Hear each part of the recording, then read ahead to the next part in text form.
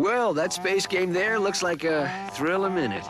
Why not try a real blast? In less than a year, it went from a golden age. It's part of the American culture. I mean, video games are just part of the culture as apple pie and motherhood. Now you're talking. To its darkest hour. Let's put it this way. A lot of people didn't like E.T. E.T. became the icon of the crash. It was really the demise of the business, and we unfortunately didn't see it coming. This game is awful and otherwise lacking any redeeming values. So a lot of really bad games got out there. Not to say the bad games don't get out there still, but some really bad games got out there in the early 80s.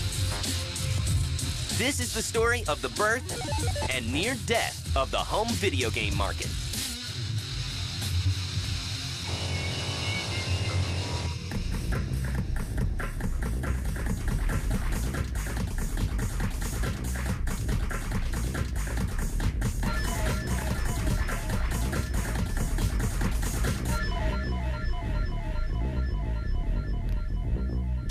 The story begins just as the decade does, with big hair. I want to be different, and I think I was good the way I dressed. And big dreams. The video game industry begins with a boom, having gone from a non-existent medium to annual sales of nearly $2 billion. And more arcade games move into homes. We used to joke at Activision that we'd write a cartridge and throw it up in the air and money would fall out of the sky. I mean, every game we did was selling 500,000 to 1 million units. The profit margins were extraordinary. So the company was just making money faster than they could put it in the bank. And a generation of kids are hooked on games. I mean, it's part of the American culture. I mean, video games are just part of the culture as apple pie and motherhood. Arcades are everywhere, and both kids and adults are drawn into the dark rooms, dropping endless quarters into the latest digital fad. The arcade crowd back in the old days was really weird because you definitely had all the little scrubs like me, you know, like little kids who were riding their bikes there, and then you had like high school students and you had college students. But then it was also really weird because you had like businessmen. It was really weird because it wasn't like a kid phenomenon. It was like really across the board phenomenon. Experts predict that by the mid-'80s, combined arcade and home video game sales will soon be higher than movie box office revenue. As the summer of 1980 rolls around, Atari sues Activision, a software company made up of former Atari employees, over whether Activision has the right to produce games for Atari's popular 2600 video computer system. By December, the verdict is in, and the courts allow Activision to make the games. 4 months later, sales for Activision titles reached $6 million. There was this perception that Atari was a fad. You know, people were comparing the 2600 to the Pet Rock and that it couldn't be duplicated. And probably a lot of your viewers wouldn't even know what a Pet Rock is. But you had a lot of companies that had emerged overnight after Activision's success. And of course, once Activision became successful, then came Imagic. Imagic Demon Attack. And Apollo, 20th Century Fox. Everyone had to jump into it. And what games are waiting for you. And that opened up the industry. Before then, no one had a clue. And I think that single seminal event was the thing that really led to the overcrowding of the market. The home and arcade video game market is filling up with brand new companies. And of course, as more and more companies got in, there's more and more game supply and just not enough demand to support that much. And plus, you have the games back then, because of people rushing into the market. What happened was people wanted games that they recognized the titles. So if a new company got into the business, like Parker Brothers, for example, they would go out and spend a whole lot of money and get like the rights to Empire Strikes Back, James Bond,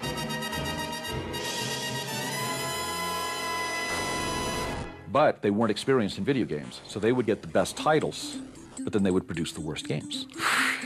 Toy companies like Parker Brothers and Hasbro form video game divisions. But when unrelated companies like Chuckwagon Dog Food and Quaker Oats jump on board, the market begins to turn. Yeah, that was a problem. I mean, it was funny. I was talking to Steve Cartwright yesterday, and we remember how we went to CES and look at all these other companies and laugh and just say, this is a big joke. I mean, all the games were horrible. One year there were 10 extra companies, the next year there were 30 extra companies. A lot of people just got burned. They just got tired of getting all these bad games. So that drove people away from video games. There were no checks and balances for quality in those days. So a lot of really bad games got out there. Not to say the bad games don't get out there still, but some really bad games got out there in the early 80s. The world's greatest arcade video games are now the world's greatest home video games. They're only from Atari. Atari, with about 12 million consoles in homes, is still dominating the game industry until they release an old arcade favorite. That game? With disappointing results. Here comes Pac-Man, biggest game in the history of arcades. People are really excited. The pre-orders are huge. Atari is so sure that this is going to be a hit that they made more copies of Pac-Man than there were active VCSs in people's homes, and this would be a huge hit. Game stunk. Really, really stunk. It's pathetic. The ghosts keep on appearing and disappearing. They didn't move smoothly. Pac-Man didn't move smoothly. The mazes were not the same mazes that you saw in the arcade game. The dots were replaced with dashes. There was just nothing right in it. Yeah. One of the employees at Atari, they were sorry about Pac-Man. They didn't like it. And he was at a video game store when it came out. And the father walked into the store because his son wanted Pac-Man. And the storekeeper gives him the cartridge, shows it to him. And he goes, "That's Pac-Man?" And he didn't want to buy it, but his son wanted it. And the Atari employee just felt so bad that this was what they were marketing with the Pac-Man name, and it didn't resemble the game at all. In spite of the quality, the game sells well, but the disappointing translation creates wariness in Atari's fans. This game is awful and otherwise lacking any redeeming values.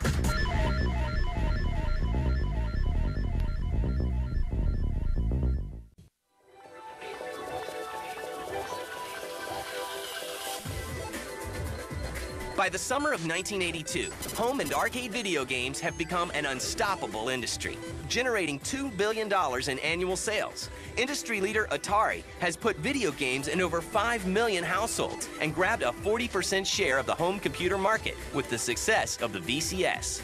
I'd like an Atari 2600 system, please, and everything that goes with it. Everything? You sure want everything? I want everything. Ironically, when I arrived at Atari in 1982, we were saying, we're so big. Is that everything? It's not everything. You can get nearly 300 different cartridges. 300. We're just as large as theatrical revenue for movies. Oh, amazing. It's amazing, but it's not everything. It's not everything. Now, does that sound familiar? Is that everything? That's everything. For now. For now. This is the arcade experience. We're ColecoVision, and we bring the arcade experience home. Coleco and Intellivision are not far behind with their own respective systems. For the first time in the video game industry, there were two systems at one time that were out there competing with each other. Intellivision, the world's largest toy company, battling Atari, bought by Warner Communications. Boom, it's going to become a big business thing, big stock thing. Oh, what's it going to be? There's a growing library of Intellivision programs to involve every member of the family. And for families, it was no longer a question of, should we get a video game system? Now it was, which video game system should we get? And now the sales for both Atari and Intellivision went way up. And so, boom, they're going up. I'm back to pass. Go for it, Dad. Caught it. The competition just became really intense. But the bubble is about to burst. Only from Atari. In July 1982, Atari agrees to pay $25 million for the rights to produce a video game based on the hit movie E.T. The way E.T. came down, I got a telephone call, and I'm like, hello, and someone goes, is this Howard? And I go, yes. They go, please hold for Ray Kazar. So I'm holding for Ray Kazar, and Ray comes on, and this is late in July. Ray says, hey, Howard, we need E.T., and we need it by September 1st. So that's like 5.5, 6 weeks.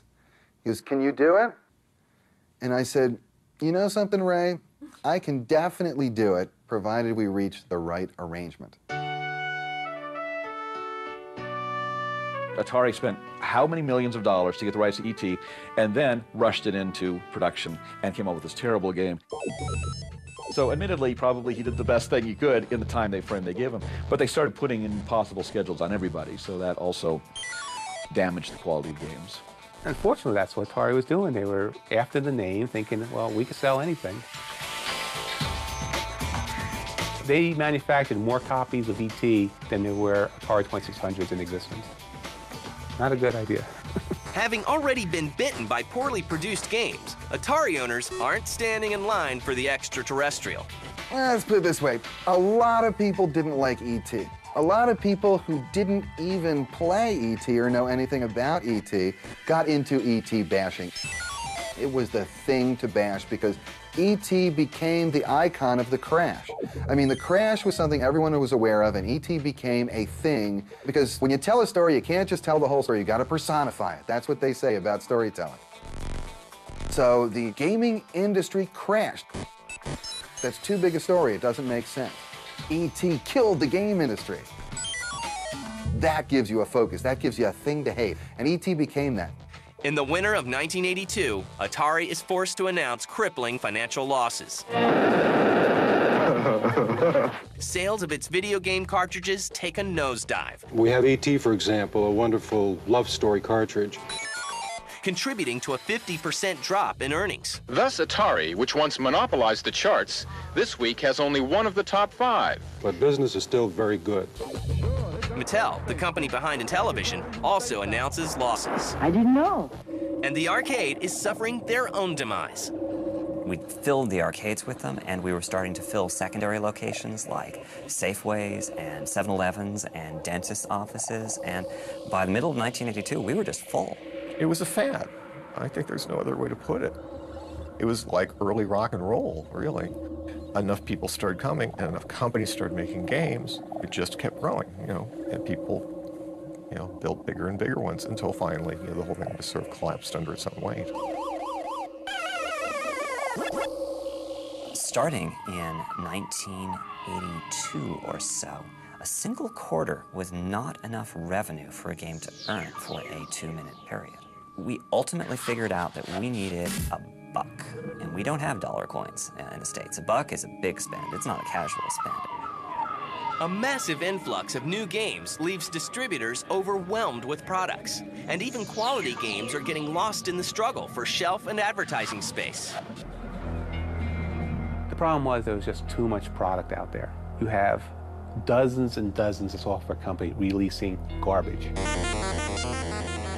A lot of what killed Atari was an incredible number of companies getting into the business producing incredibly bad games. There was too much product for store shelves. They had to start being marked down. We said, oh, they're all going to go out of business, but we didn't recognize what that meant. And what that meant was when they all went out of business, all that product would flood the retail shelves. Most of those games wound up being sold at $2 and $3 a piece at discounters. And here we are coming out with $30 or $40 products. No matter how good a game was, it was very difficult to sell a game for $30, $40 when you could go in for $30, $40 and get 15 games, even if they were all terrible. And Johnny's dad goes in at Christmas and he can buy him 8 cartridges or he can buy him 1 cartridge. And he says, well, I don't know the difference. I'll buy him these 8 that are in the front bin and wrap up more gifts for Christmas. And ours that were still frontline good products and didn't sell. You have these third-party companies, can't sell their stuff, they're going out of business. What do? They dump all their goods at cutthroat prices. Now you can get games for $5. It was a very difficult paradigm for them to beat. It was really the demise of the business, and we unfortunately didn't see it coming. And the lack of foresight on the technology front further cripples the industry. Even in the 2600, the day we shipped the first one, I told the guys at Warner, I said, this product, is over in 3 years or 4. We've got to start designing, the Stella 2. And they just didn't get it. They thought that, oh, how can that be? Look at Atari basketball and Intellivision. Again, I find Intellivision more sophisticated. And it turns out that not innovating led to the demise of Atari in 1982, 83. And they just didn't see it. They just didn't see it. In September of 1983, in the middle of the night, 20 tractor trailers leave an Atari warehouse loaded with millions of unsold game cartridges. They are driven to a remote site in Alamogordo, New Mexico, where the games are crushed and buried.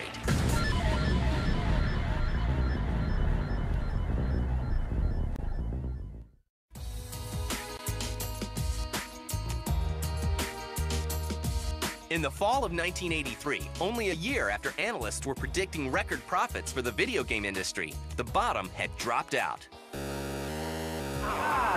Did I mention the tar pits? Atari, the industry leader, posted a $356 million loss for the second quarter alone. Well, rode the wave a little bit. Really crashed after Christmas of '83, and Activision sales plummeted. I mean, just plummeted by 84, 85, probably went to a fifth of what they were. If you're going to spend your time playing video games, get a Commodore 64 or... And we went on to the Commodore 64 because the 2600 was gone and there was no coming back. There actually was, that's another story, but at the time you thought there was no coming back. If you think ColecoVision plays all Atari cartridges... You mean it can? In an attempt to jumpstart the failing industry, Atari releases the 5200. Now you're talking. Updating the technology behind their aging system. But many believe it's too little, too late. Super system. Much of the public can't grasp the need for a new system. Of course, when the 2600's lifespan ran out and they had to go to the 5200, the American consumer went, wait a minute, I've had the same record player for 25 years. I've had the same television set for 25 years. Why are you suddenly telling me now that after like 4 years, 5 years, I've got to trade in this game system for a whole new game system? It was a very difficult concept to get across. That began the great backslide where the industry died for 2 years. To make matters worse, home video game systems are now facing competition from personal computers. With the drop in price and increase in power, PCs officially take the lead. Games fell into decline, just in terms of perception. I'll give you an example. Our publisher actually told us at one point, I used these exact words, he said, please try to avoid using words like games and fun in the articles you write. Because now everything had to be a simulation. It was like people would be more interested in running a simulation of a dairy farm than they were going to be in playing Breakout. But that was the feeling was that we've now moved past video games, we're now into computers, and all computers should do is create educational simulations.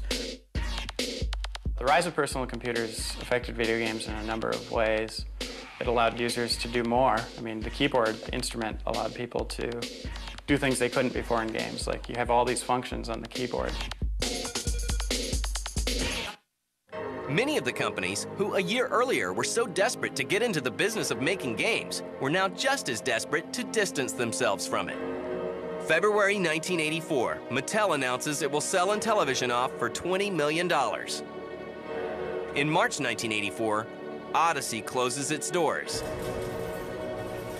And finally, on July 2nd, 1984, Warner Communications agrees to sell Atari. The game companies start to vanish. People begin to think of video games as having only been a fad, which would soon disappear. But thanks to Japanese game company Nintendo, those people are wrong. By 85, 86, when the Nintendo came out, I must tell you, when I first looked at it, I was not impressed. I did not think that this was going to bring back video gaming. Yet it did, because people wanted that simplicity. The Nintendo Entertainment System, or NES, gave gamers better graphics, better games, and single-handedly revived the home console market. The one thing that we always like to try to do is try to create games that people who have never played games before can pick up and try out and immediately enjoy and have fun with.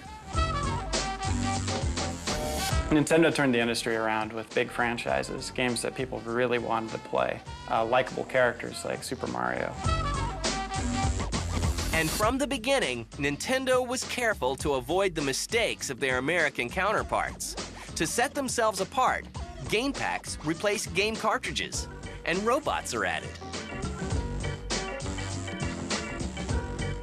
Now, the manufacturers, Sony and Microsoft, Nintendo, they have approval over the games. They look at the games and say, is this good enough? Is this of a quality to be on our system?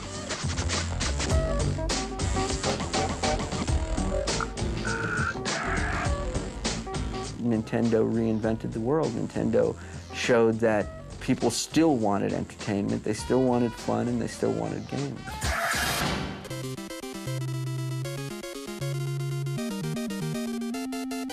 And the games do go on. Today, nearly 145 million people play games. An industry that nearly faded now enjoys even greater popularity and keeps growing. But has the game industry learned from its mistakes?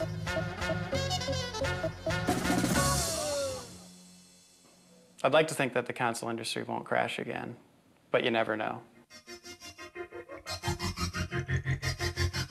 I think something that companies have learned from the crash of 1983 was that don't put all of your eggs in one basket. Don't bank on just one game. Make sure you have, a safety net below you with a couple of games that, will help you get by. You can't rely on just one game anymore. It's all about diversifying your lineup and making sure you have a little something for everybody, just in case gamers go, I don't want that anymore. This is what I want. Hopefully you have that too.